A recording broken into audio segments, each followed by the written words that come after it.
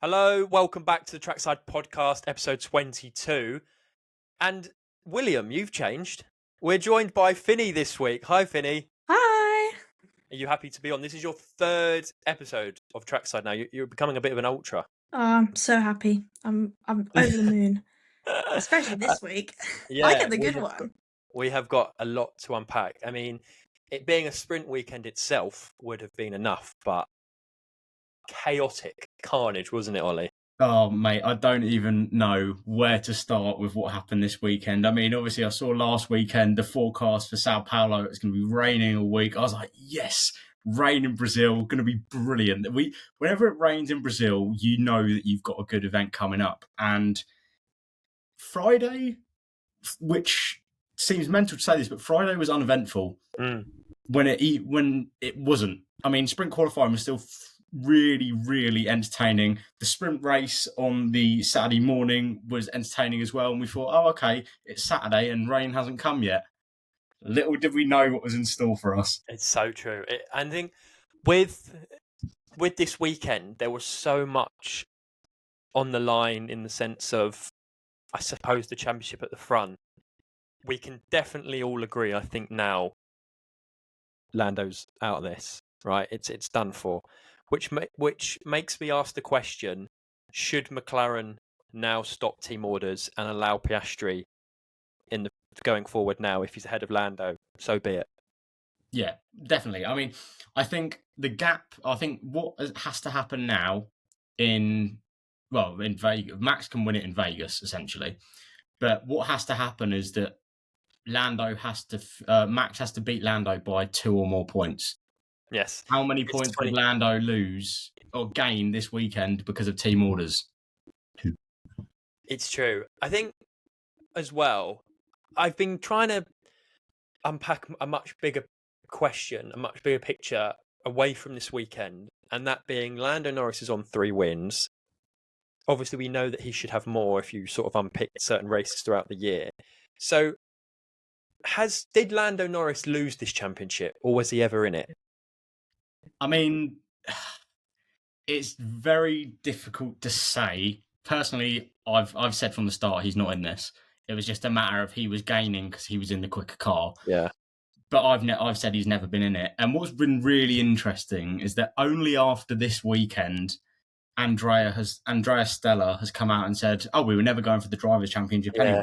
Which is kind of like, you weren't saying that a few races ago, and the fact that you were swapping positions for your drivers for constructors' reasons definitely doesn't sit right. I mean, they were definitely going for the Drivers' Championship, and I mean, Max quite literally blew everyone out of the water this weekend. Yeah, we've said it time and time before. We'll say it time and time again.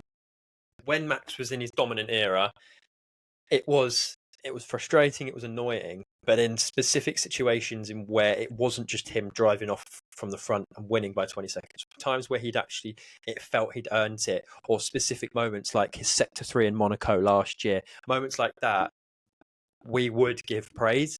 And this weekend, 100%, that race weekend, the Sunday Grand Prix, it probably one of the best drives this season, I would say, if not the best drive this season. I mean, personally, I would say probably one of the best drives almost ever. To come from 17th on the grid in conditions like that, albeit there's a lot of slower cars around him, but to then win by 19 seconds. I mean, okay, he did get quite lucky with the red flag and the fact if he could change his tyres for free, basically, which we'll unpack that kettle of fish later on in the episode. But to still then go and win by 19 seconds in those conditions as well. I mean, we've got to say, turns 4 and 5, it was a lake. Like when just before the red flag came out, or the safety car came out, when Lando overtook George going into turn 4, there were literal, like, they're not even puddles, they're like mini lakes sitting on the track. I mean, it's called Interlagos for a reason, that they're in between 2 lakes. It looked like the banks. Because it's built on a swamp, yeah. So this is the thing as well, Finny, is because Ollie makes a good point there as to say why he believes it's maybe one of the best races of all time by an individual. I don't want to take anything away from it because I think it was brilliant. But things that he mentioned there, like he got a free pit stop. I'm not. I promise you, I would be saying that if it was someone else as well. I do promise you. But things like that, and also this is going to be my underrated opinion of this podcast. If he hadn't overtaken Ocon, Ocon would have won the Grand Prix because whoever's leading the race and didn't have spray had the biggest advantage on that track of however many drivers were on there. Well, I do mean Ocon did have an 8-second lead at one point. And Exactly Max my did point. say in the cool-down room that he was willing to take second, to be fair. But I think what it is for me is that there are very few drivers that can go through the grid in that manner, let alone in the rain without DRS, without ERS effectively, because they're charging all the way around. And then to go through from P17 to P1 and then also get on almost 20-second gap, that's why it's probably for me as well, one of the best drives, I mean, at least I've seen since I've been watching F1. His first lap in general, though, is something else. From P17 to P10 by almost like turn 4. It's like that caught me off guard as well. Honestly. We know that Max has been good in the rain. I mean, we saw it in 2016 and we've seen it again this weekend. But I think, I mean, to almost silence the critics this weekend, he's not only silenced them, he's kind of put them to bed, tucked them in under their duvet and said, yeah, don't worry, just stop talking about me. I know what I'm doing. I mean, obviously, we have been very critical of him over the past 2 episodes. Obviously, the incidents that have happened in COTA and also in Mexico maybe have crossed boundaries a little bit. But this weekend was just, honestly, it was such a good drive. It was phenomenal. And we haven't even mentioned the fact that he set, I want to say, you can correct me if I'm wrong. 9 of the 10.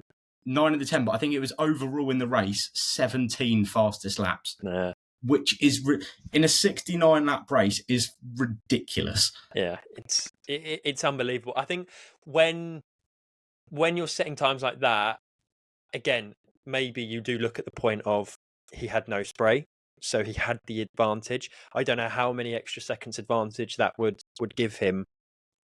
But I suppose if you're playing devil's advocate, you could look at it like that, but you still got to be putting in those lap times. So the fact that he was doing that is incredible and, ridiculous. I think as well with Max this weekend is that I saw a completely different side to him in the sense, like Finny mentioned there, he said he would have been happy to settle for second anyway. So he almost wasn't. I think in the previous 2 races in America and Mexico, he was so eager to almost prove that, he's the better driver, or I have to stay in front of this driver, or, you can't get past me like that easily. And then this weekend, he almost kind of just was like, oh, just do what I know I can do. And it won him the race by 19 seconds in ridiculously tricky conditions. So that's why he is the 3-time, going on to be 4-time world champion, 63 race wins, I want to say now, or 62 race wins. He doesn't need to do all that other silly stuff. No, definitely not. I mean, it's annoying that he has had to do that stuff this season, because bearing in mind last season he didn't have to at all. He was winning races by ridiculous margins with the help, obviously, of how good that Red Bull was last year, but he still had to do it. I mean, Checo wasn't doing it, and he hadn't done it this season either. No. We'll get on to, we need to get onto that as well. But, I mean, there's so much to unpack this episode. I don't know where we're going to start. Well, we have started with Max, but I mean, to get 62, 63 race wins, and I think it kind of stamped his authority this weekend of, people can speculate, oh yeah, someone else is going to win the championship, whatever. But I am the real champion. Like, you need to, if you want to beat me, you got to perform like this. I think one thing that was very funny is going back onto the fastest lap times is, have you seen Charles Leclerc's radio? No, I've not seen Charles's, but I've seen Max's. Have you seen his radio? I haven't, no. Is it about Charles's? So Charles' radio, at one point during the race, he said to his race engineer, what time's the fastest lap? Now, at this point, Charles was doing a 1:21.7, I think it was. and Max was doing like a 1:19 something. So Charles' engineer came over the radio and said, "Yeah, just don't worry about it, mate." It actually shows Max was just in a different universe this weekend. Yeah. And, I Do mean, you, if you, no, we can't definitively put a number on it, but how much extra time do you think you do gain by being the front runner? Forget who's leading that race, but without any spray in your way, and then also the traditional dirty air on top of it, how much extra do you think you are getting? You do have to consider it is a bit of a double-edged sword being out in front in conditions like that. And I know you can see George was really struggling with it as well, from how much he was kind of yo-yoing right at the beginning, going from like he was like making up 2 seconds, and then all of a sudden Lando was literally right on the back of him. But with being out in front, yeah, you've got no spray, you've got no dirty air, but also you're the one who's finding out where all the puddles are. You're basically effectively making the race in line. So he might have established it, because I guess it was kind of drying up, so it did help him a bit. But I think that's something we need to consider as well. Yeah, I do think though that's a great point to mention, and sometimes you've got to look at it in both ways, and ultimately you come to the end that it was an unbelievable drive, and no one can take that away from him. And I think he would probably even say that's his best race in Formula One. But this red flag rule, I said it all the way back in like 2021 when I know we weren't doing the podcast at this point, but that is a rule I do think that needs to change. It's just not right that you can get a free pit stop. I have a feeling that we've spoken about this on, I don't know whether it's this season we've spoken Probably about it. after Monaco. Yeah, probably. But the fact of, I don't get, because I'm pretty sure I've said before, in Formula 2 and Formula 3, the red flag, changing tyres under a red flag doesn't count as your mandatory pit stop. Obviously, with this weekend, it's different because in the wet, you don't have to change your tyres. It's kind of based on whatever you feel's right. So they didn't have to change intermediates, but they all chose to just because they wanted to make sure they had enough rubber to flick up as much water off the surface of the track. But obviously, as we said in different races, when they have been able to go in from mediums, it's a red flag, so they can change onto hards without any consequence. It's kind of a bit like, it just kills it. And what was it? Because Ted was saying something. I forgot what his term was. It was something like best at not doing their job of the day, and it was or something like It was that. the Alpine garage. Yeah, and they were didn't saying come for a single pit stop. Yeah. So Ted said, best of not doing their job of the day. Alpine haven't had to do a pit stop, so they've done the best job. It's like, well, they should have been able to, because it's a stupid rule that cars can change their tyres underneath red flag. Like, it's almost the same as, I mean, I think body parts as well. Obviously, you can't send a car back out on track if there's damage to it. But not being like, changing a front wing in a pit stop, that adds on like another 5 or 6 seconds to your pit stop, maybe even more than that. So the fact that they can change their wing freely and tyres freely under a pit stop is just, it baffles me. Also, if we're talking about changing under a pit stop, got to bring up 2021, don't I? Silverstone. I'm still salty about it. And this is when me and Ben will argue, because it's a Max fan versus a Lewis fan. Yeah, this is it's definitely a conversation I don't know if I can get into now, because otherwise I will be here forever and ever and ever. And as well, seeing as you are replacing Will's position, it is always me and Will that go at one another, and then Ollie sits there like, what can I clip up today? But no, I think it's annoying as well, because for the podcast, I now am working at the F1 exhibition in London, which is super cool and amazing to have. And the exhibition, if you haven't been, you should definitely go and check it out. It's incredible. But I was based in a room with Max's 2021 Red Bull car, and it was staring at me all day. It was calling me out, and I just wanted to honestly. And actually, a girl and her family came in, and she was like almost crying. She could, she was like in heaven almost. She's like, she couldn't leave the room because she was like, this is the best thing I've ever seen. I can't believe it's the real car, and this is a real chassis. And she come up to me, is it real? And I went, unfortunately so. And then we ended up having a whole conversation about sort of my alliances, her alliances, But it was nice, to be fair, and obviously, and she enjoyed it. But no, that season still lives deep with it. The thing is, when Max wins it now this year, I will firmly be able to say that he won a championship that I'm going to refer to as a proper championship. What he did last year is incredible, but I said it all along. There was no battle. And you'd sort of both of you and Will would come along and say, yeah, but you still have to appreciate what he's doing. And that is true, but it was never a battle. Then once this season, he'd sort of lost his way as having the fastest car, and he was having to battle. We then saw the mistakes come out and the things that he does. And I was saying, look, I told you so. I told you so. But when you have a race like that and the win a championship that he's going to go on and win like this, those are the ones that I can hold my hands up and say the best man won, fair and square, and just be like, yeah, well done. Yeah, I mean, I think when we look back on this season, we have been treated beyond belief. Oh, yeah. Like, compared to last season was it was as a fan of the sport, it was not enjoyable to watch.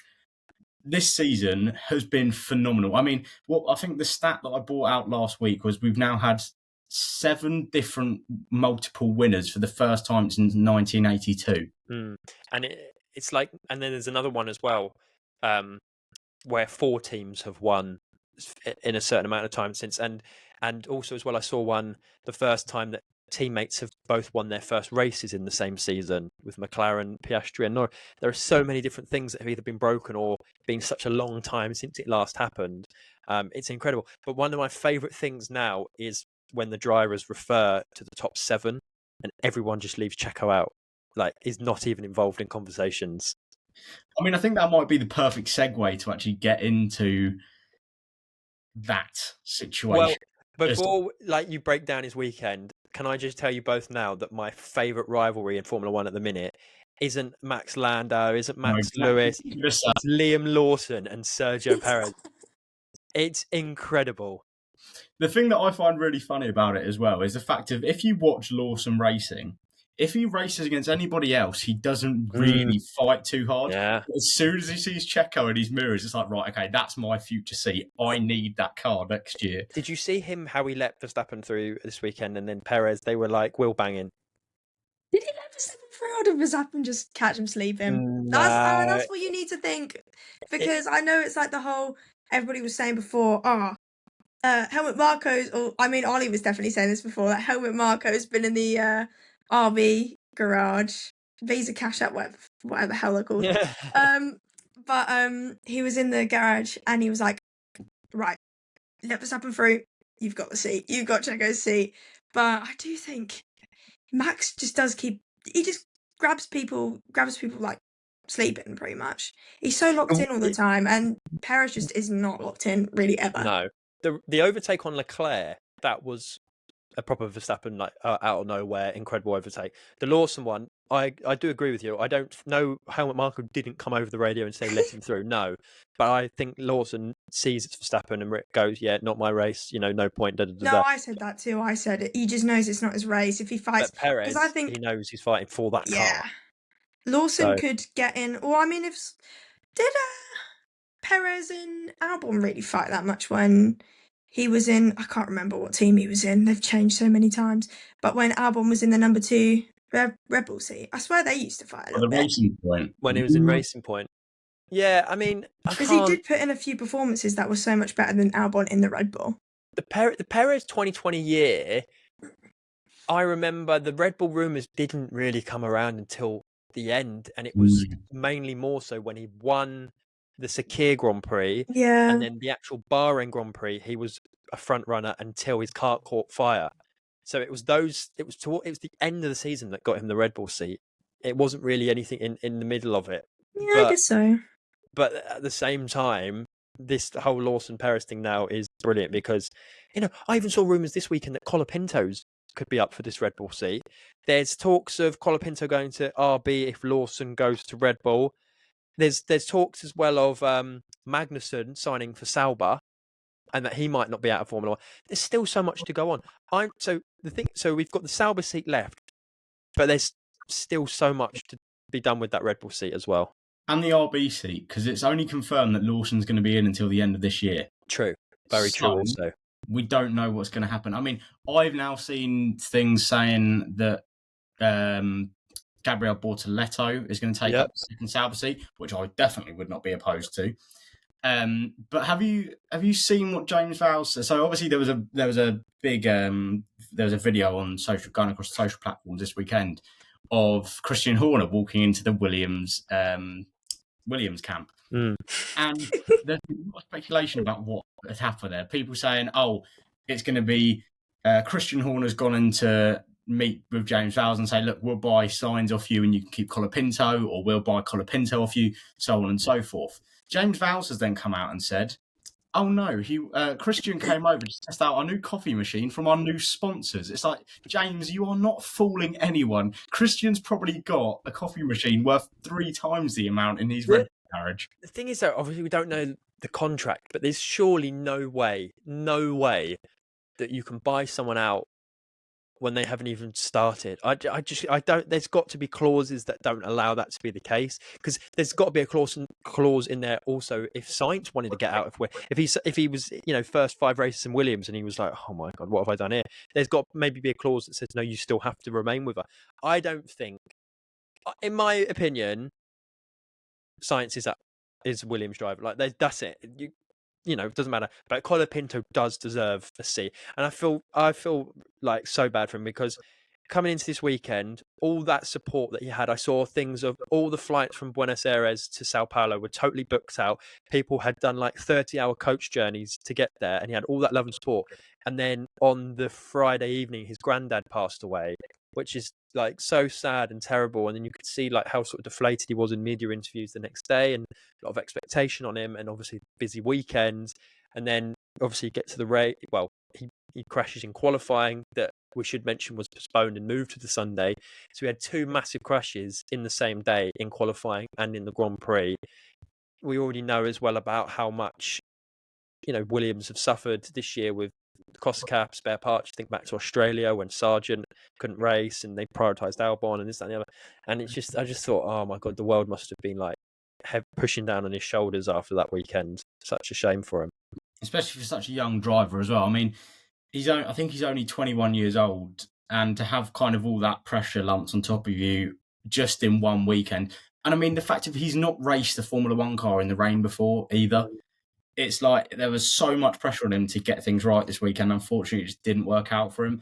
But I know that come Vegas, come Qatar, and come Abu Dhabi, he'll be fighting right back with right on the brim of the points. And as much as I like Albon, he is going to perform Albon. If he gets his mojo back, he will perform Albon in these final 3 races now. Yeah, I do. To be fair, I think you're right. You're right there. And so when did he came in for? So this was his 5th race, I think, wasn't it? Is it Baku? Baku. And 4.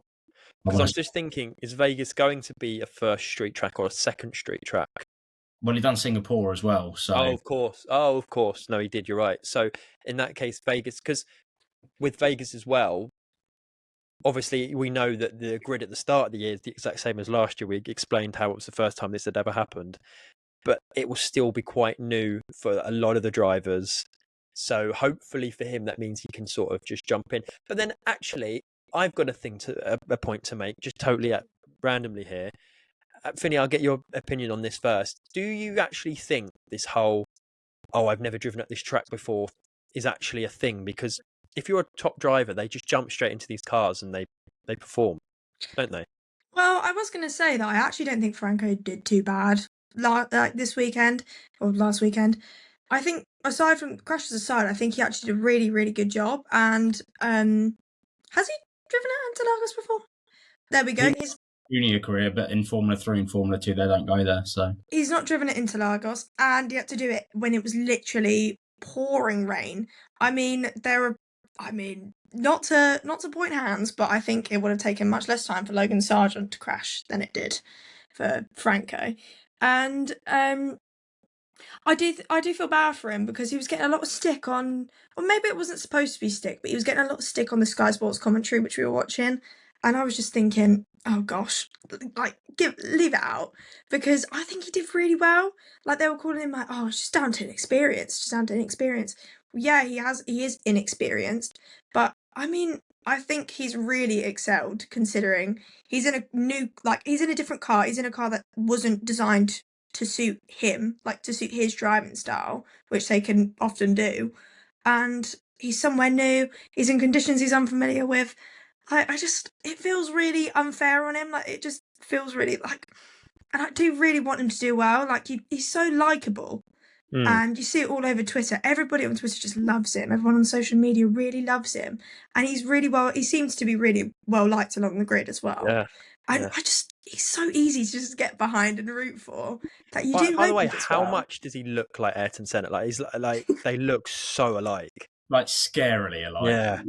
But I think there probably is a degree of not kind of getting used to a track, but I think a lot of really talented drivers can probably get into a car and drive that car around a track because I totally agree with this. This is my thing. I don't think that you need.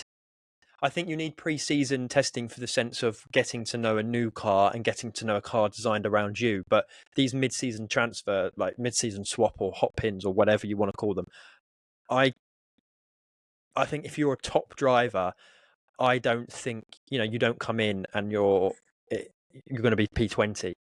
No one's expecting you to be in the top 5, but if you're in a midfield battle, I don't see why you should be at the bottom of the midfield battle. And I don't think it should be. Olly Beerman is a prime example of how he's jumped in this season and done so well. This has probably been his first bad weekend, which shouldn't even really be a sentence because you shouldn't be in F1 until next year. But he really, really struggled. But I think we need to talk about his radio. Have you heard his radio what from him this being weekend? terrified. Yeah. Yeah. He said, quote, "I don't want to die out here." Like, I was going to say that. I was going to say how terrible is that? it's No, horrid. I mean, that really shows how bad the conditions were. Obviously, there was a lot of stick towards the FIA saying, "Why aren't we going racing? It's only wet. You've got wet tyres for a reason." But the amount it was raining, especially on that Sunday evening, just prior, like in the first stint of the race before the safety car came out, it was awful. It was really, really bad. I'm surprised that they didn't. I'm surprised that. Well, it's disappointing the fact it had to take Colapinto crashing for it to be red flagged. Yeah, I think it should have been called a lot earlier because that would have prevented that incident from happening. So it got me thinking when George Russell was coming over a lot, saying it's going to be red flagged, it's going to be red flagged. We need to da da da da. It reminded me back to Vettel in Spa when Norris crashed. It took until Norris had that massive crash for them to finally, obviously, have to red flag it, and he got really angry on the radio saying, "I told you we should have stopped it. I told you we should have stopped it." But have you seen this new GDPA Instagram account? yes. Do you think that has Sebastian Vettel involvement? I think he does. He's in the following. So you do think he might be? Actually. Do you think he's involved in this? Oh, definitely. He's like the grid dad right now. He is, isn't it? Do you think though he's off the basis of Brazil? Or do you think this was something that was already in place? I think with all the situations, let's say, this weekend and all the instances that happen, I mean, we'll cover them across this episode, which I dread to think how long this is going to be because there's so much to cover. But the amount of instances of things not adding up quite right or things not being timed correctly this weekend, I think it was kind of on its way anyway because of everything that's kind of been happening in the past few races, obviously with the track limits and stuff like that. I think it's kind of like, it feels like something has been brewing, and we thought that the thing that was brewing was between just Max and Norris, but it seems to be that it's the whole grid now that's being affected by the decisions of the FIA and everything like that. Can I add something else real quick? I'm pretty sure Norris and Piastri aren't on the following either. I'll double check it now just to fact check, but I'm pretty sure. Does Lewis follow? Because Lewis has a very small following. He follows like 4 people. So. And I can't imagine. Because I literally did check it today. They've got 24 following. So it's Kevin, Stroll. Oh no, Lewis is following and does follow. Following Piastri and Norris now. But last time I checked, I'm pretty sure I didn't see him on there. Following Seb too.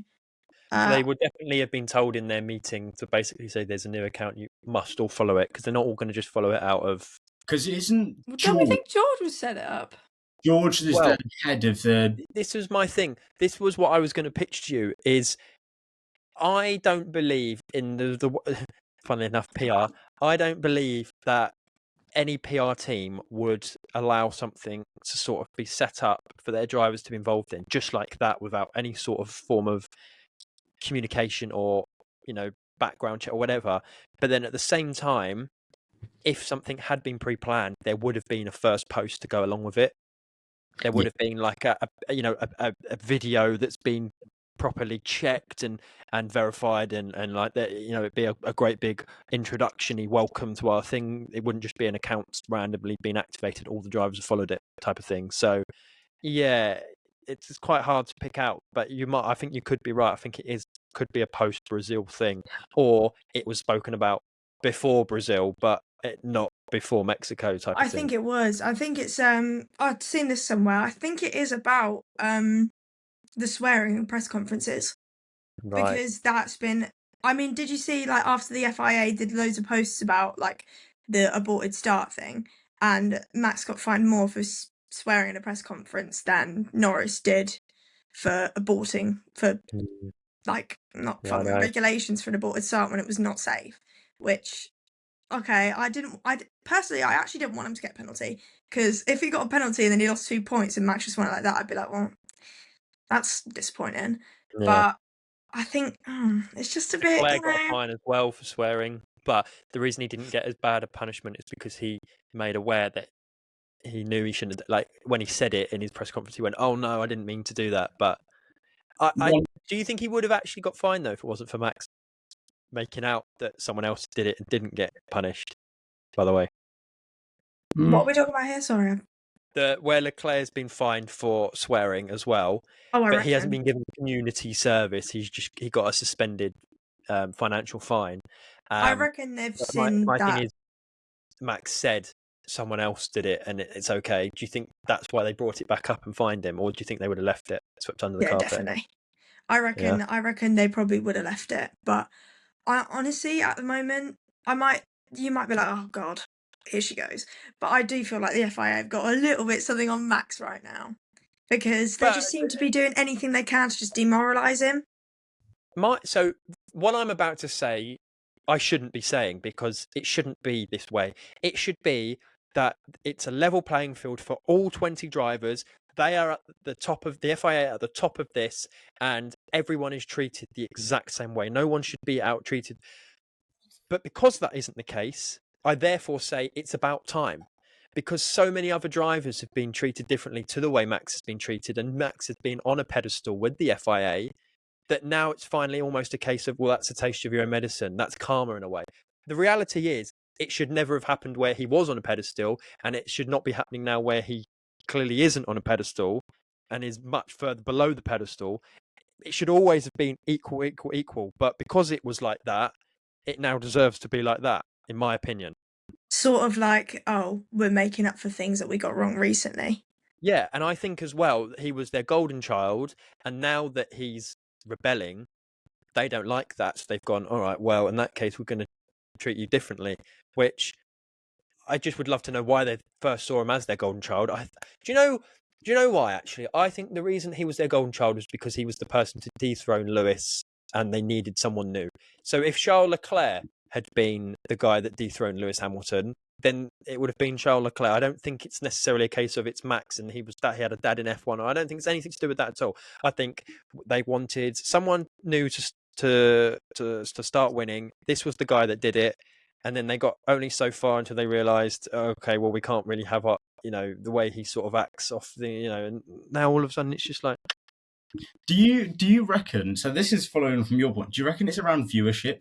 Because obviously, when there's someone that wins a title for so long, people are just going to get bored of the sport. Viewership's going to go down. I mean, I don't know if you two saw the stats, but last season the viewership pretty much went through the floor from previous seasons because we simply didn't have a fight.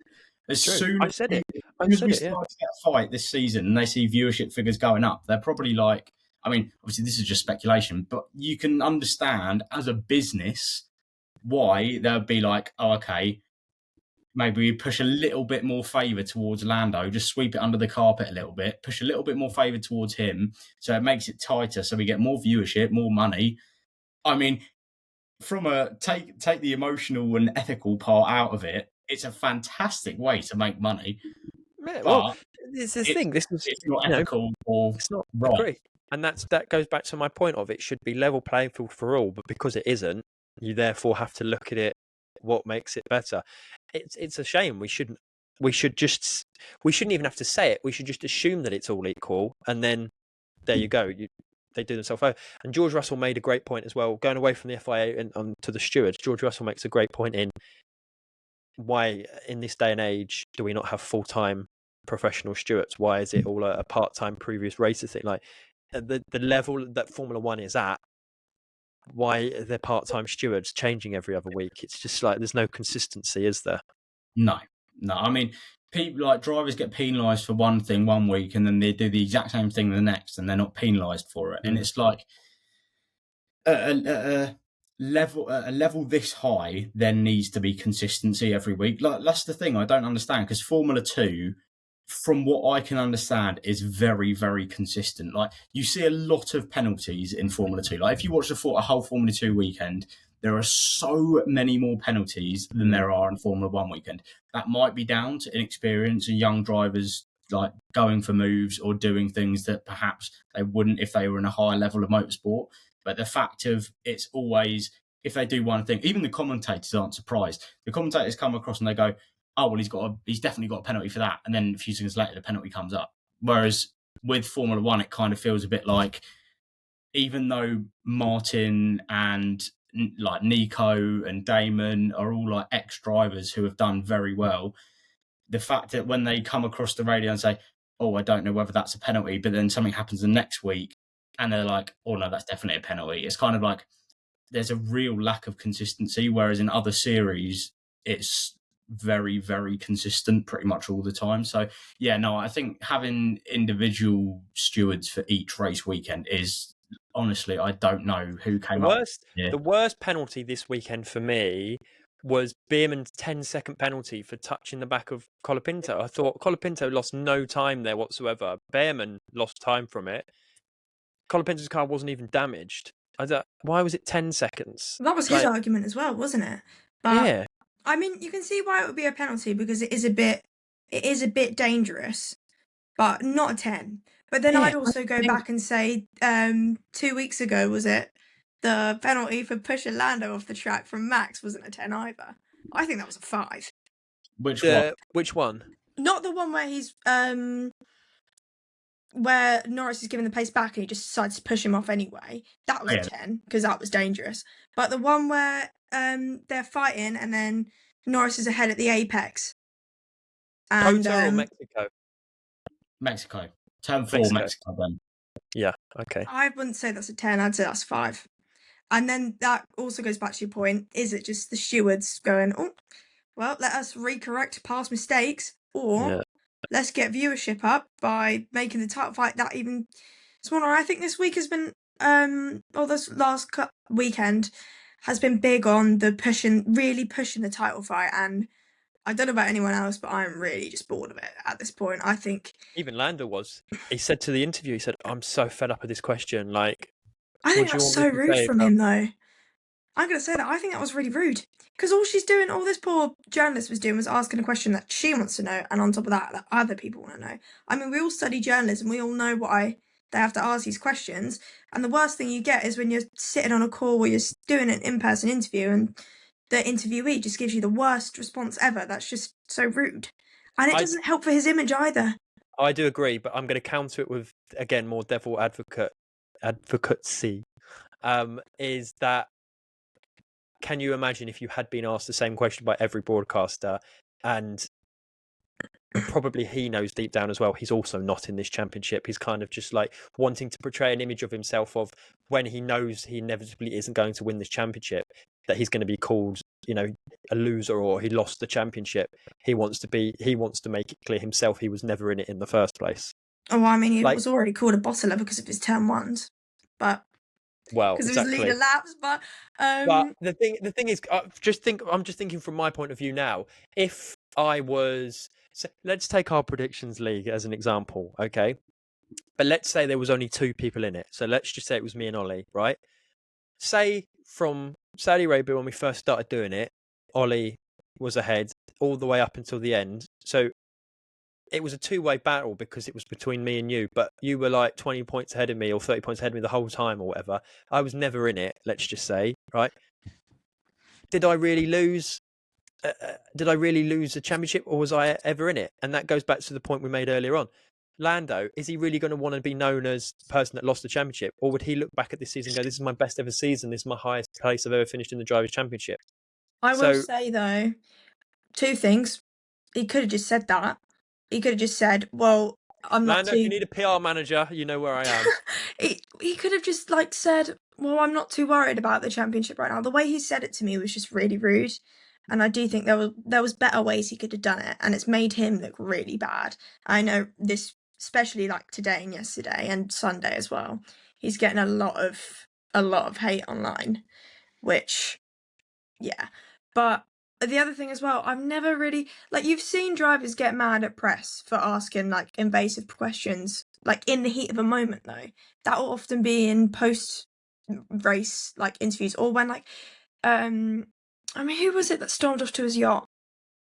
Kimi Räikkönen. Kimi Yeah, Räikkönen. Kimmy. I always get him mixed up with someone else, but yeah, when Kimmy stormed off to his yacht, you get moments like that, like in the heat of the moment. But that was before a race, before any of the adrenaline had set in, and like personally, I can't recall ever seeing another driver act that way to a question they've been asked again and again and again, because you get it, and that's the whole reason why they have like media training, is so they don't do that to people, so they don't lash out. And True. You could hear the interviewer as well, because she was so shocked by the response. She was trying to talk over him to get another question in. So you could actually hear he's going, "I'm so fed up with this question," and then because he keeps saying like the, you can hear her going, "Okay, well in that case, well, okay, all right, she's Lando, probably just trying to do damage control because she yeah, knew. I mean, journalists know that the second that something like that happens, it's just going to look bad. And I think there was a lot of really bad PR points with Norris this weekend. I yeah." think he's done I no don't, help for I, himself. I don't know what company this in particular journalist was with, but I'll give you an example from Sky's point of view. It's interesting how the different perspectives you have. So I imagine the drivers must all know this as well. If Natalie Pinkham's interviewing you, I would, as a driver, I would love that, because you know that she's such a lovely person. She'll console you if you've had a terrible race, alongside Rachel Brooks as well. But Natalie Pinkham specifically, she gets along really well with most of the drivers. She'll always kind of keep it real on a human level almost, and say someone's had a bad race, she'll try and find the positives for that person. She's not really trying to do investigative journalism of digging someone out. She's really kind and really nice. But imagine if you have when you're away from the pen and you're doing the actual paddock interviews, and you've got Nico Rosberg there, and he's really trying to like get the tea and like dig in. So I imagine the drivers must know all the different journalists as well. So yeah, it was. I wonder why he would have done that, but who knows? Mm. Who knows? I just feel like it's just he's had a bad weekend. It's clear that he's had a bad weekend. He's just in those interviews. He's just done no help for himself, and like No. I feel Also, as like well at the end where he said Max's win was just luck. to be fair, I I don't know will what. say there are a lot of people who are taking a lot of his comments out of context. There was one he did say about the red flag rule. You either love it or you hate it. One week you'll love it, and next week you'll hate it.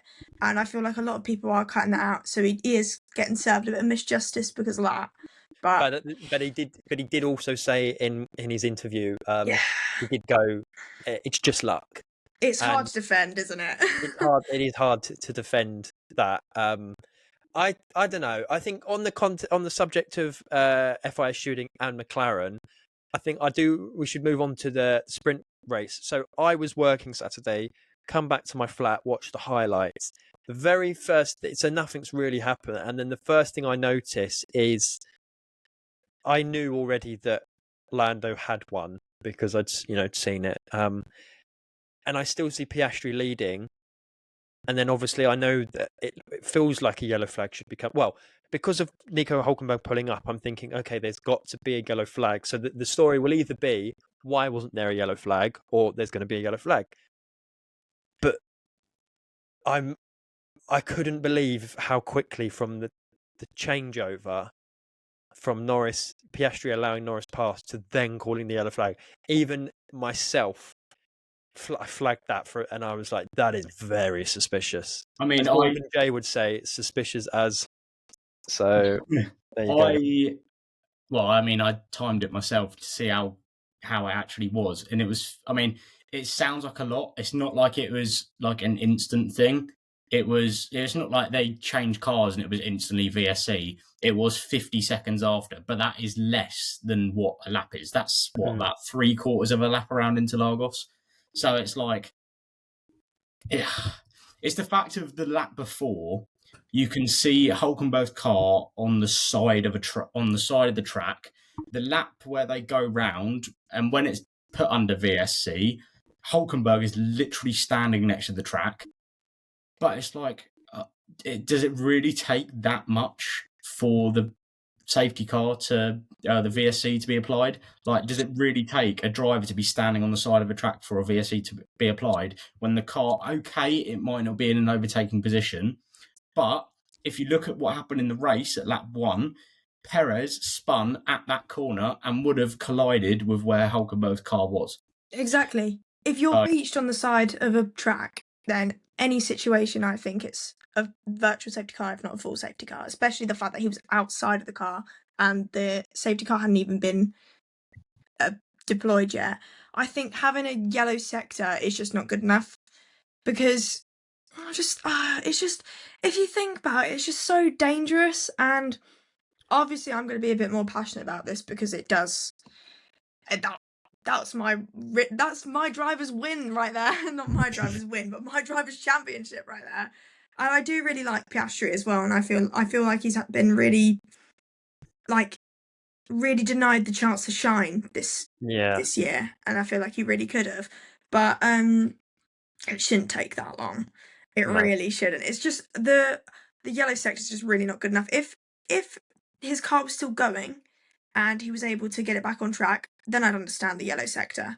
But it wasn't. It was stopped. No. It was and it's off. the same as well. It's the same with qualifying and the Stroll crash. That crash was. I'm trying to work out. So what's the rule with a specific G-force crash where the medical car is called out straight away? So I don't know what this specific amount of G's is that go through the car, but there's a detection on the cars where if they go into a barrier at a certain amount, then it. Surely his should have flagged it, no? See, I'd be thinking that. I look like a bad crash, didn't it? Exactly. And if the point that was made, that is, again, doesn't matter who's involved in it, you've got to take the facts with it. I think that this is absolutely terrible. Is that the reason they didn't want to yellow flag it is because they wanted to let cars who were in sector 3 finish their lap. But at the end of the day, the whole point of a safety is about safety. It's called a safety car. It's about safety of an individual. An individual safety should prioritise letting 3 or 4 cars finish epoxy lap time when someone could be in serious need of help. So, genuinely baffled by that, by the way. I mean, that's what about the letting the cars in sector 3 get through is what Karun was saying, and he was going, I really was just getting on my nerves. I was watching that in my mum's room drying my hair, and I was like, oh gosh, I'm actually about to blow my fuse in a minute. But Karun Chandok was saying, did I say his name right? Yeah. So, well, he was saying, oh, what's the harm with letting cars who are in sector 3 just fit across and get their lap times? It's safe enough. And I'm thinking, it's safe enough, but it's not safe though. It's not safe enough. Exactly. And you can argue the whole, it's just because Max was pushed out. It probably would have been pushed out anyway, because I think I can't remember. He was already P11 at that point. On the time of impact, he was still in P10, but I'm pretty sure it was, I want to say it was Charles who was literally about 2 seconds from crossing the line. So Yeah, by the time it was, you can actually see officially the second it's crossed the line. Then it's like the yellow flag. So they wouldn't from the crash to declare the line to a yellow flag. You can actually see that wouldn't have mattered anyway. But Yeah. the point, it's not about Verstappen, as you say. The point it's is about just about it's not good enough, because why safety. it felt a bit like to me that, one, they were trying to get Norris up as high as possible because obviously he went to first boom, but also, two, they were trying to get Max as low as possible, which is just a bit like, come on, leave it out, come on now. It's just I just think my main thing on that specific one in particular, though, personally, isn't actually about Max. It's more about the individual safety of just that. I don't care if Lewis Hamilton was on a purple lap to go on pole position for the first time since Budapest last year. I don't care if there's a big crash. You need to call it off. You know, definitely. But that was just the justification I thought the FIA might have. I think the fact as well. Investigative Finny, I like it. Yeah, I'm doing my diss on this. I think the fact as well is that usually the excuse for it is they're not in a fast part of the track or they're in a safe part of the track. Outside of turn 3 at Interlagos, I mean, we saw 3 or 4 crashes just in 3 of the red flags alone in qualifying were at that sector. The other 2 were called out a lot quicker, or at that corner. The other 2 were called out a lot quicker than that red flag was. And the fact that, because it's a fast left-hander, in the wet, if your back end goes, you've lost it. Take your hands off the wheel, prepare for impact, because you're not saving that because of how close the barrier is. So if cars, although they may not have been on a fast lap, they're still going, 80, 90 miles an hour. If you lose it and spin, there's no chance of you saving that because your hands will already be off the wheel. Well, you'd hope. We saw examples of it not happening with Albon and Colapinto and Daniel Ricciardo last season, but this weekend, Albon and Colapinto. And it's like, I seriously do not understand why it took so long for them to bring out a red flag when that is probably, in terms of where the corner is and how quick it is and how close the barriers are to the track, that is probably one of, if not the most dangerous corner in the entire circuit. And the fact that they didn't bring out a red card pretty much instantly when there's a car in the wall red card, red flag, anything, pretty much instantly. I mean, Stroll deserves a red card anyway. We'll get onto that. Yeah. But to pretty much just to not bring out a red flag within at least because obviously they're not going to register it straight away because obviously you don't have cameras on every. Well, I mean they probably do in the FIA stewarding room. They probably do have cameras on every single part of the circuit going on all the time, so they would have seen it instantly. But to not red flag it within at least 3 to 5 seconds of initially seeing that crash is beyond me. No, totally agree with you on that. Speaking of flags, for the first time in my life watching Formula One, I witnessed a black flag. Nico Hülkenberg disqualified. 2007. Yeah, disqualified for. It's a shame, really, because I always hoped that my first ever disqualification in Formula One would be a proper disqualification. It was an assisted hand off of a marshal, which is, and as well, it's not even like it was beached in the gravel. He just got so unlucky that he was on top of a rain cover in like a rain drain thing. And he knew he was going to get disqualified. Ted was saying that he looked at Nico. He knew it was going to come at some point or another. Didn't actually get to see the black flag either. Just got told that it had happened. So it's actually a bit underwhelming. Yeah. But still, it happened.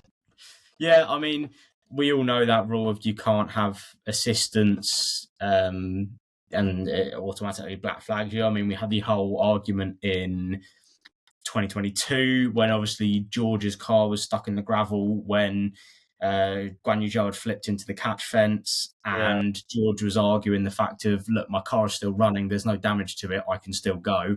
But because he had that assistance and got out of the car as well. Yeah, and got out of the car. but because of that assistance and getting out of the car, it was effectively the end of his race. Same thing pretty much happened to Sainz again this weekend. So because he crashed, he'd managed to get it going, but he'd already taken the wheel off and then put it back on again. So he thought, yeah. But no, when I heard that he was disqualified and black flag, I thought, oh, and I was hoping it was, you want it to be like a serious DSQ. Like, we don't want anyone to get hurt, and we don't want any really bad incidents, but we just want to see some. Like, I'm thinking it's like Vettel on Hamilton in Baku, but it was just like more severe. Yeah, no, but if you got like a black flag for constantly bumping into the side of someone or running constantly, proper black flag. No, that's for K-Mag to do. Come on now. As Will would say, absolute woke nonsense. Literally. Just for a marshal giving you a bit of a push. Come on. I think there should be allowed to go out for a walk. Yeah. I was there when George was told he was not allowed. I was devastated. Oh gosh. The most heartbreaking part is when the marshals did get him back going and they were so happy and proud of themselves. They were like, go on, Nico, you're back in this race.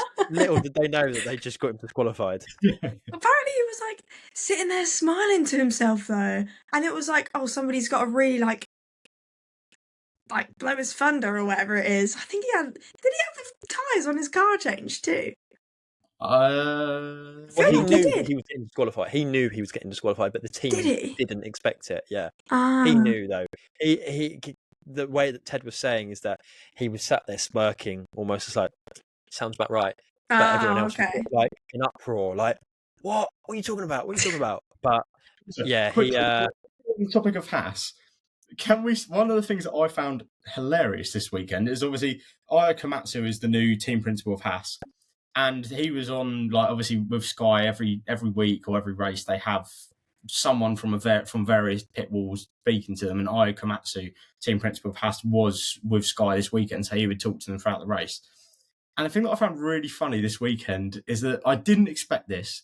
Io Komatsu is a Coventry City fan. No, I know. Yeah, so he's been to games before. Have you not? It's on Drive to Survive. Oh, is it? He has his own segment. Oh, sorry, I'm not a DTS watcher. He has his own segment where he goes to a game, Wow. But it's through his university ties.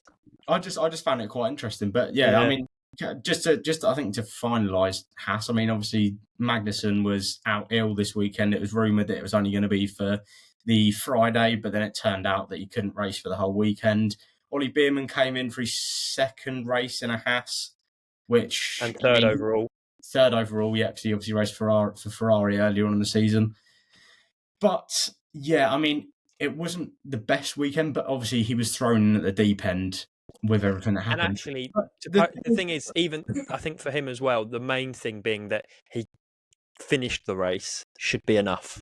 But as well, the thing that's also crazy is he managed to finish 12th. Like, how did he spun off? He went onto the grass multiple times. And he still finished 12th. Like, he still finished above Joe. Yeah. Oh my goodness!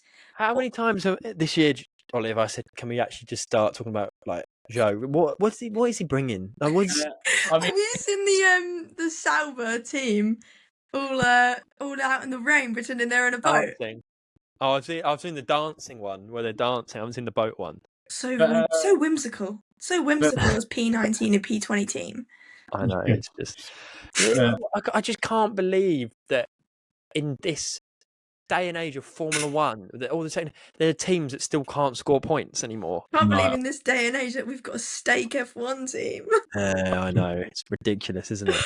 I still can't believe Will likes the livery. He was proper talking about that when it first came out, wasn't he? He was like, oh, look how cool it is. I think he even messaged my mum about it. I think going back to the start of the season, I think this is a good way to get into it. Going back to the start of the season, Will obviously said that he liked going off predictions, Will obviously said that he liked the Sauber livery, and we all had our own opinions on that. And as we went through our opinions, we had some bad ones. I mean, obviously, Will said that Lando wouldn't win a race. I said that Hamilton would never win a race again. And did I contradict both of you on those? Yes, I did. Thank you. You both did. And I also made a very bold prediction of Alpine wouldn't score a point this year. They did not only score points this weekend, but they got their first double podium. Did you really say that? Mm-hmm. You said they weren't going to score a point. You didn't say that. I He think I did, did. he did. I remember that. That's He said it to me such a too. rash challenge. That is so rash. Not only did they Honestly, score points, they got hula hoop trophies. it's That's like my actually the same as dream. China. They just changed the color. Yeah. I need to become an F1 driver and win in either Brazil or China because I need that trophy. Did you see Gasly get stuck in it? Yeah. But yeah, no, their first double podium since 2006 with Alonso and Fisichella. I mean, that result. I mean, we'll get on to the predictions later because we have to get on to predictions later, don't we, Ben? And yeah, I mean, none of us saw it coming. I mean, Ben, congratulations to you for putting Ocon in your top 5, first of all. So you got close, but no cigar. I was the only one to put Verstappen in my top 5 as well, which I thought was bonkers. I thought you I lot would would have go. put him to win. Sorry, I would have put him to win. But Would you though? Would you? No, I had a feeling. Me and my mum Did would you? talk about this. It was me and my mum were proper big Max fans. We've supported him since 2015. I remember we Why? went out. What do you mean? Why? I Why? just love him. But I got memory of us going out to. We were on holiday and we were like, we have to watch Max race. And in 2018, we went out to some random pub in Tenerife. I think it was. Was it Tenerife or was it somewhere else? I don't know. But we went out and we had to watch him. I wish I could remember what race it was because I don't think he did very well. But we were like, no, we have to watch Max. And we were both saying, oh, could come through the field. I mean, it's not the first time someone's come all the way through in the rain there, I swear. Every time then, since we've done this podcast, that I have had my takes on Max, does your mum just go, what is this Can't guy listen talking anymore. about? No. Poor Charlotte Barker can't listen anymore. I'll Listen, drop her full name, edit that out. listen, Charlotte, as I've said many a times before with Max, he's not my cup of tea, but I will appreciate his driving standards at times. At times, I will appreciate his driving standards. I think he's brilliant. You know, I've ever since Max has been winning everything, I've been egging Olly on to speak about how good Max is. And that's probably half the time why. Because he'd like McLaren if he weren't with me. Listen. He would, because his whole family loves McLaren, so. Listen. Well, I will always go back to my McLaren roots 5 minutes from me. I'll always be a McLaren stan, if you will. But only simply because of my alliances to them. Because as well, growing up, one of my favourite things to watch on YouTube, I said this before, was the tuned McLaren series. It was like the best thing ever. I was obsessed with it. And I used to genuinely think like, oh my god, they filmed that down the road. We went back and watched them the other day, didn't we? Not the other day. They're so good. So I just wish they could bring it back as like an anniversary thing. How they got Lewis to actually take part in one of those? I know. Like, he would never do anything. Never dream of it now. Talking of Lewis doing things, it has to be spoken about. What a moment! I mean, he's had some cool things done in the past. Obviously, at Canada when he broke Senna's poles, he got not a replica as well, as Will Buxton said at the time. It isn't a replica. He got one of Senna's actually race-worn helmets. And this weekend, he got to drive the 1990 championship-winning McLaren MP45, I think it is. And, I mean, it was a thing of beauty. I mean, Ben, as you'll know, the McLaren in the F1 exhibition in London, that McLaren is gorgeous. But, I mean, to see Lewis driving it around Interlagos in the rain with the Brazil flag, it wasn't Senna's helmet, but it was his twist on a Senna-ish Brazilian helmet. It was just something so special to see. And the fact that Lewis came out afterwards and said, this is like the best car that I've driven in a while, or something along those lines, not only emphasised how bad the Mercedes is this year, but also it shows how much it meant to him. I mean, he said it's one of his best moments in his career, and he's won 7 world championships. So for him to do that, it's not something you get to do often. I mean, obviously, Vettel drove Red 5 a few years ago. But, I mean, everyone knew the fact as well that it was in Brazil is one thing. The fact as well that he's also now, an inherited Brazilian citizen. Just everything about it was, I don't think it could have got better for him. Maybe if it wasn't raining, but otherwise, I just think the whole thing for him was incredible. I also loved as well how he obviously had to have a planed out, no sponsor suit, and he still put the Brazilian flag next to the Union Jack as well. I thought that was brilliant. Still had to wear his Puma shoes though. I don't know if you realised that, but Oh, yeah, did he still wore his Puma shoes. But they took quite a few sponsors off the car as well. Yeah, no, they did. That's the thing that I always find, like, call me boring or whatever, but I always find it really, really aggravating when they take off like the Marlboro sponsors off of the Ferrari and the McLaren. It's like that's what made those cars iconic. I think of an iconic McLaren, I instantly think of Vodafone. Yeah, like straight away. It's the first thing I think of. Yeah, so it's disappointing that it's like, because I think obviously it's the original car, but it's not the original car. If you get where I'm coming from, I get what you're saying. Get those sponsors back on there. Forget this whole we can't support cigarettes sponsors, whatever. It doesn't feel like the actual car unless you've got the actual car. So, True. I mean, do you think these cars of today though would ever be? Oh, that's the MCL 60. Like, do you actually think? I don't know. Maybe the McLaren car that has the digital adverts maybe could be like a. But I can't see it. I mean, I think the only one, the most recent kind of one that everyone's really in awe by is the W12. Well, no, W13. No, 12. W12. Yeah, the 2020 Mercedes. That's the one that everyone's like, that's... I think a W11, actually. Yes. 13, 14, 13, 12, 11. W11, 2020, yeah. That was a nice car. That car, that's from recent years, that's the only car I think we'll ever look back on and go, oh, wow, that was... Especially when George was in it, that was a lovely car. Yeah, that thing was on rails, especially around Imola. Yeah, and 2020 they'd done it around Tuscany. Yeah, what's the other circuit? That's really going to annoy me now. I can't remember. What are we talking about here? Italian race, not Portimao, Mugello? Portugal. Mugello, that's the one. Going around Mugello. I mean, when George actually spoke when he was in the Williams, and George was speaking about Mugello as well, that was unbelievable. But yeah, I mean, to see Lewis in the McLaren this weekend, I mean, goosebumps. I watched it this morning. I literally genuinely got chills. Like, I think as well, even though the conditions weren't great, it just made for great picture quality, didn't it? The photos that have come out of that are just brilliant, and I just think so true. It is genuinely gives you chills. It does. I've seen so many great Photoshop ones as well of putting Senna and Hamilton at like the same turn, like the Senna S's, making it seem as though they're actually battling one another. Oh, it's unbelievable. That's brilliant.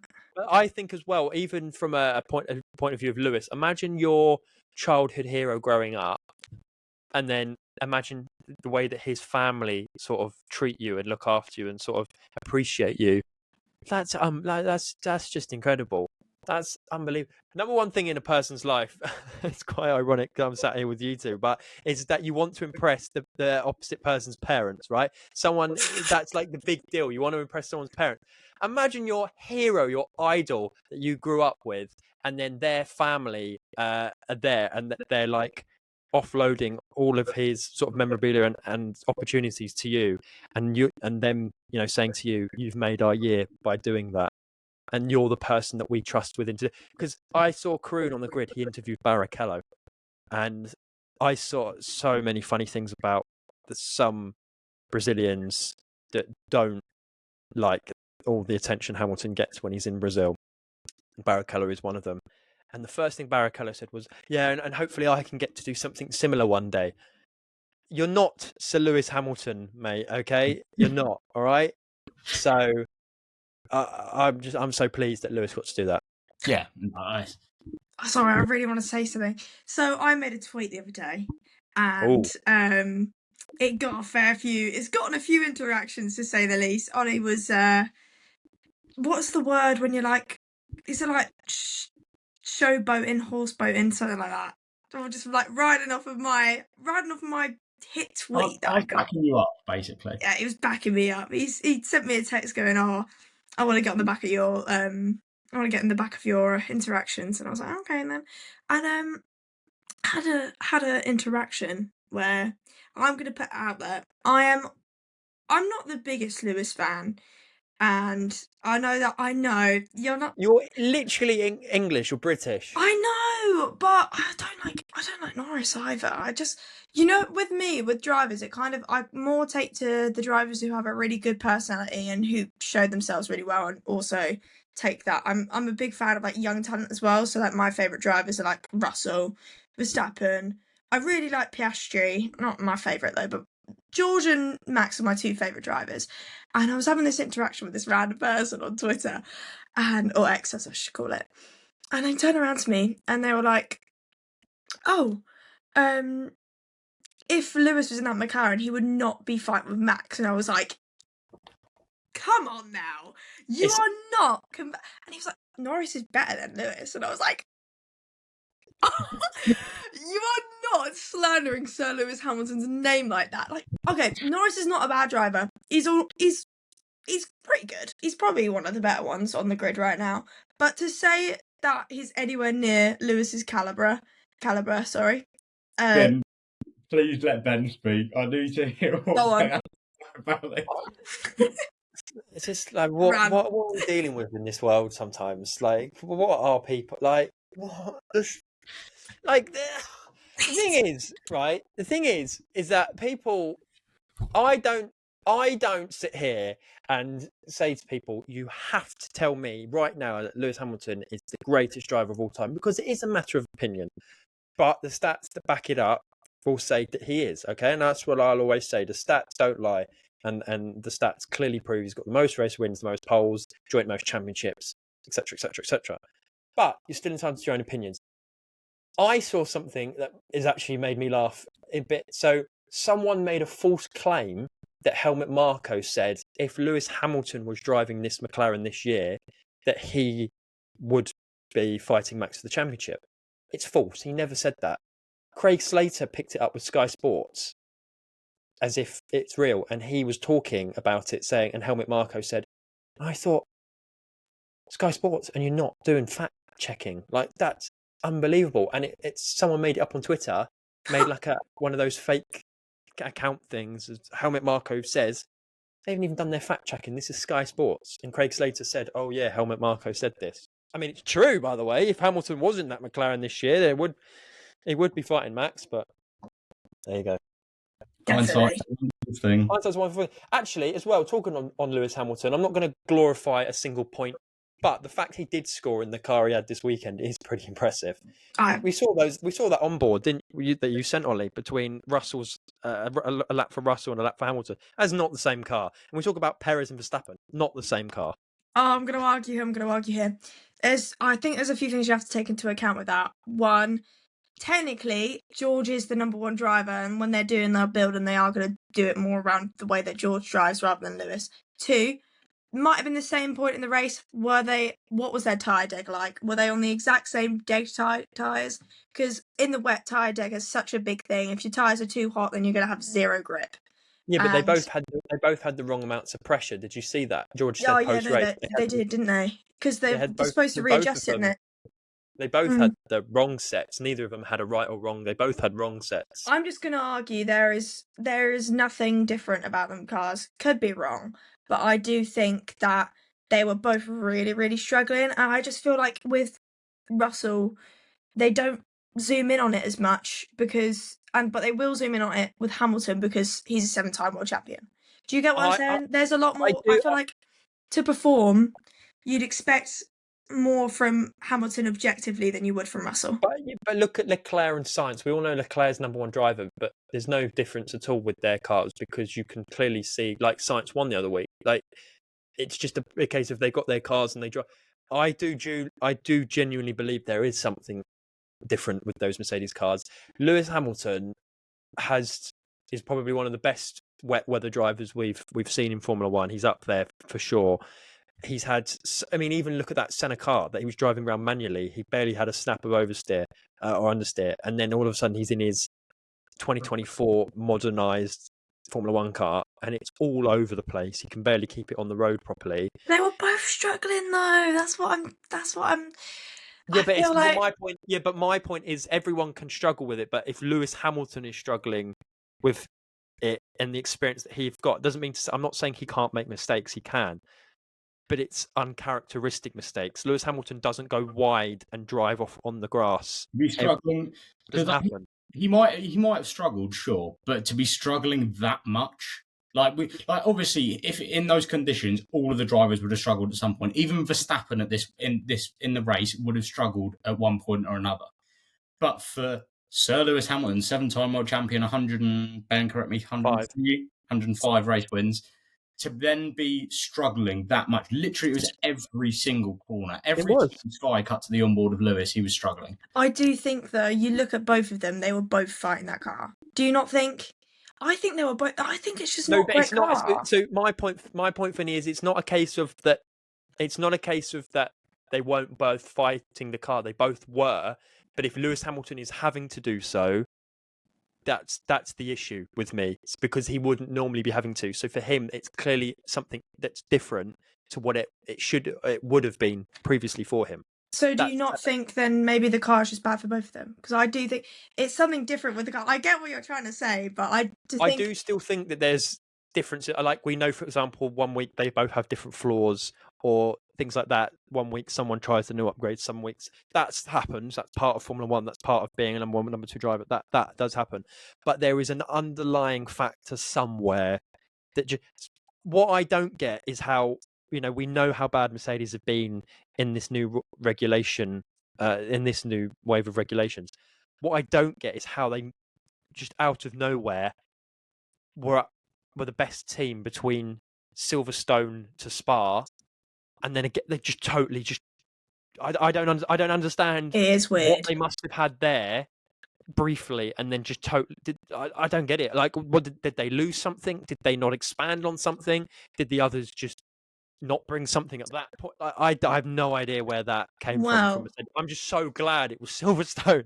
Just so glad. Mentally, I'm still there. By the way, I am still in Silverstone. From my F1 Manager 24 expertise, I do know maybe the car was just suited. Maybe it's just good to the specific tracks. Because that's what my little race engineer tells me every time. Every time I go anywhere, your car is okay suited to this track. He's like, thank you. That car that Lewis drove on Sunday, if he drove that at Silverstone, that exact car, just obviously on a dry track, he wouldn't have won. I'm telling you, it's different. It does feel like it's fallen off, like worse than what it was though.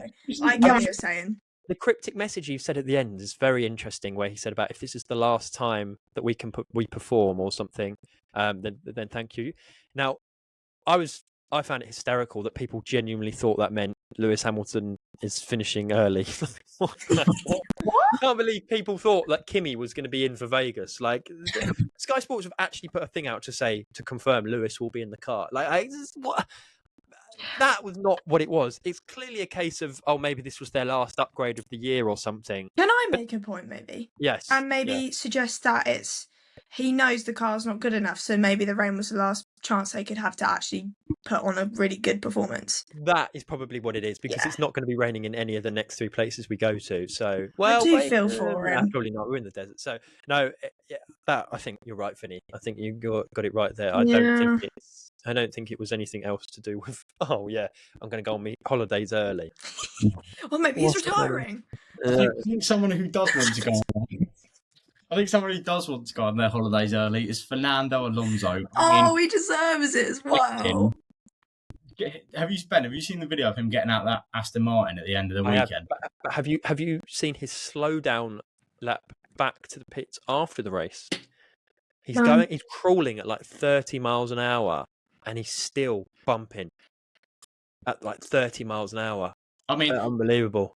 The fact that he actually managed to finish that race is actually phenomenal. Because I mean, you know why though? You know the floor that they was using. Yeah. You know the floor that he was using on his car from Japan. No, they took all of their upgrades off and put on the start of the season spec on the car. Like, I don't know why, but Aston Martin cannot do upgrades. Their upgrades are downgrades. They are. Do you remember last season? Aston Martin started the season brilliantly. Yeah.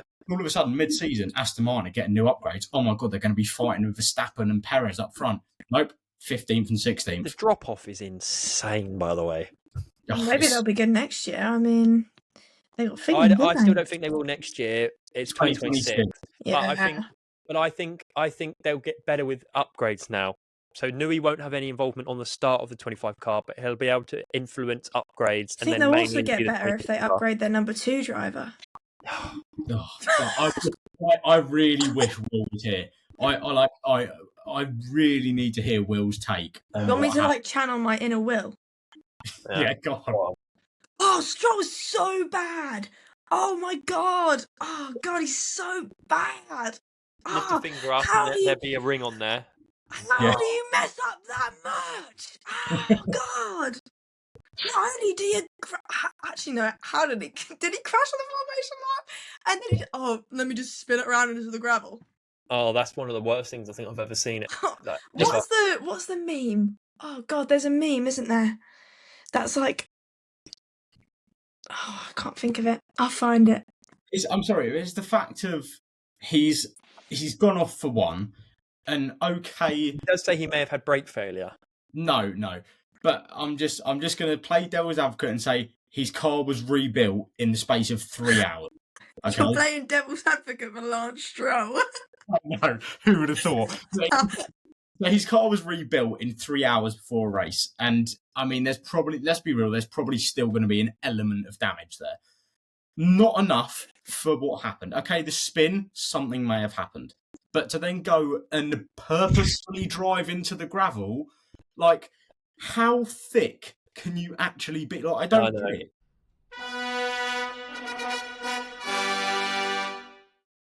Predictions time.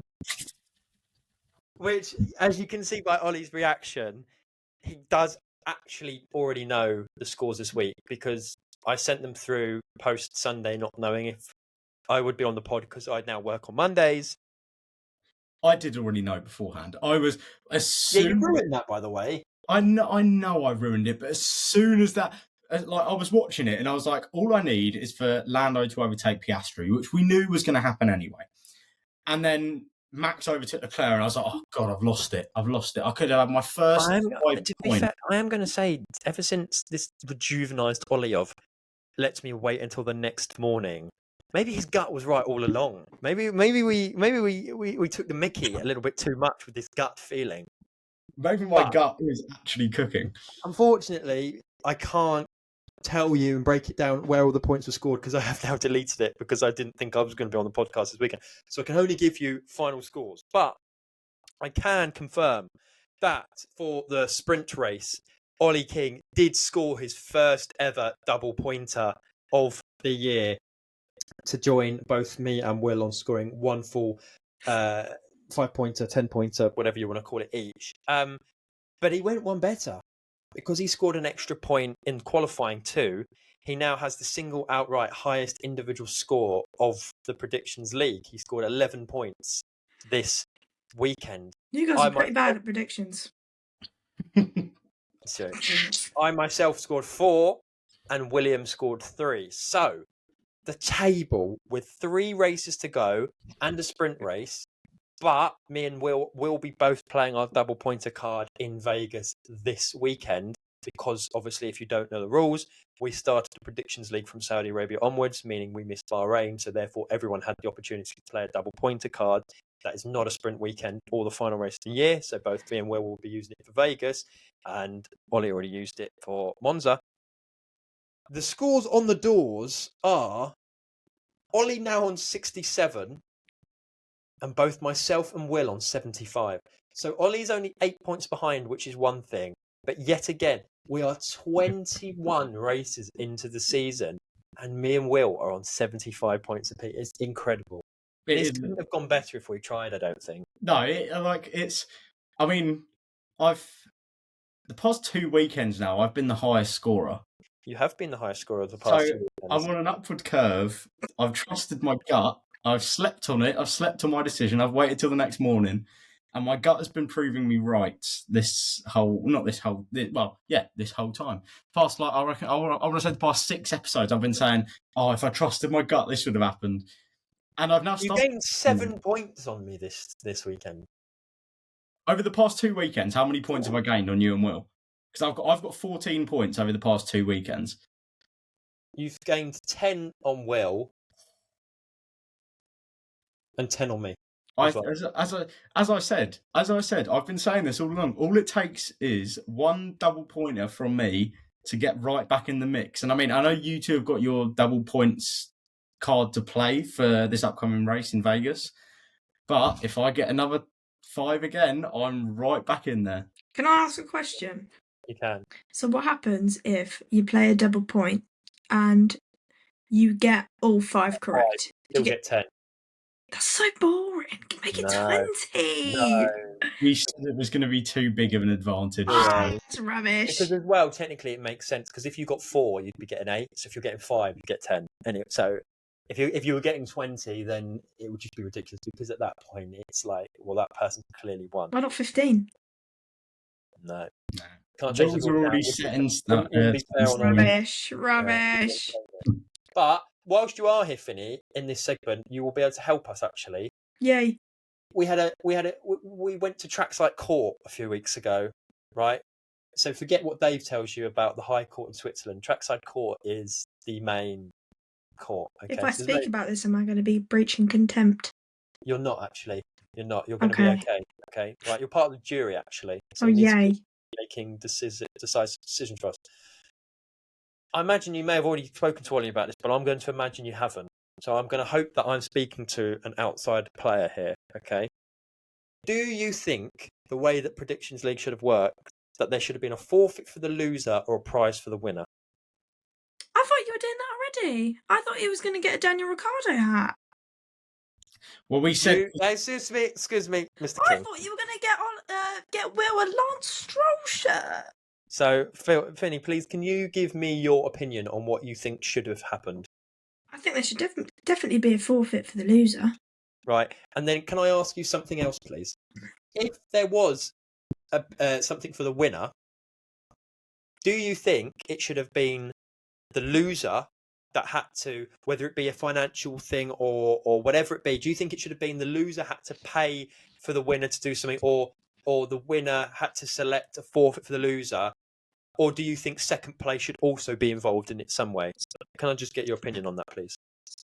Oh, God. I mean, depends what you're talking about. Because, I mean, Sorry, obviously, if it's getting a cap for someone, if it's Ollie losing and you win, and then you have to get him a cap because he's lost, then that's a bit, oh, well, I'm 30 quid down now, so that's a bit... But my point being, say, for example, the winner, say it was a cash prize for the winner. God, right? Do you believe that it should have been the loser that had to give the cash prize to the winner, or third and second had to give a Surely cash you prize? all put money in, and then whoever wins just gets all the money back, a bit like gambling. So you're basically suggesting that second is also loser. Yeah, because you're the first loser. Nobody wants to come second. Nobody wants to. You can tell they're both eating. They literally said the than exact third. same thing. I'd rather lose altogether than lose just by a little bit. I'd rather Are just you being win, serious? actually. Are you being serious, Fiddy? I'm being deadly serious. I came second by 1 point and the person came last by 30. Me You're and the still a person loser. that came last are in the same boat. Yep. No, I Actually, came yours second. is worse because, I came second because I put up a fight. And I took a championship to the wire. I played my role in the viewership figures. Well, you couldn't follow through though, and you couldn't take the win. If it wasn't for me, the person that came first, championship wouldn't be as good because they wouldn't have had to have fought for it. I feel a bit like when Norris and Max talking now. I think FaceTime call. But no, it's ridiculous. if you come second, you're the first loser. It's embarrassing. If I was doing a race and I came second, I'd be really, really disappointed. That's why when we went go-kart and I just took second to last, because at least I beat Redford. I was like, Well, there you let's go. There you come go. on. There you go. There you go. You just said. Well, at least I beat someone. Yeah, so but at I least didn't by come coming second. I Will beat came someone. second, didn't he? When we Yeah. all went. Will Yeah, came but second, therefore he's got the most shame. And he's the one with the driving license, so racing license. You two were mates. Racing license lost a skinhead over here. Listen. I don't believe that second place. I agree. It shouldn't be rewarded. Absolutely not. But it shouldn't be diminished either. Second place. Listen, I am bringing viewership figures to the Trackside Predictions League. Okay, this is what the 50 YouTube viewers are for, because they want to know. Bit lower, mate. Bit lower. 40 viewers. They want Lower again. 25. They want to know exactly what is going on in this championship fight. If Will was storming ahead right now, it wouldn't be that exciting. I single-handedly keep. Well, So and you're Will. just accepting second, are you? Because that's a sign that you've already lost. No, I'm accepting that I've been behind most for the past 4 or 5 I don't know. I weekends. don't want. Wow. I'm on a title charge here. I was going to say Olly King title charge. You didn't give me a in the chance. last 2 races. Listen, I could right? still be in this. Listen. Yeah, sure. All right. Listen. All right, We've- Grandpa. Ben, we have said that I am still not out of this until the last race of the season. Mathematically, I'm still not out of this until the Do you know what very you sound like? season. You sound like the Leclerc fangirls on Twitter right now. Oh, he's out of it, but mathematically, but is he? Actually, you know what? I rate that though. Yeah. Well, I think that might be the perfect place to end it. I mean, predictions league's heating up. The title fight's almost over. Tune into our title fight rather than the F1 one, and we'll provide you a lot better content. We promise to provide you more points than Kick Sauber do. Yes, 100%. But it has been a rather entertaining episode. It's been a long episode as well. We're on an hour and a half now, by the way. Yeah, we should just find it. We did briefly mention Alpine, but 9th to 6th and the constructors in one race weekend is crazy, by the way. Absolutely mental. Mental. But yeah, thank you for listening / watching. And thank you, Finny, for joining us as well. Thank you for having me. And we'll be back. Even though your takes will never be allowed back on here ever again. If I have anything to do with Okay, you're too scared to listen to facts. I'm recalling my email to Dave. Ben, wait until we see our viewership go through from like 9 viewers to about 120 just because we've got a girl on the podcast. True. We are very inclusive here at Trackside. Bring that rap. We are. Cucumber water. We are. But that is it for episode 22 of season 2 of the Trackside podcast. And we'll be back in 3 weeks' time for a rundown for Las Vegas. Thank you all for watching. Hopefully Carlos doesn't get a drain in the bottom of his car again.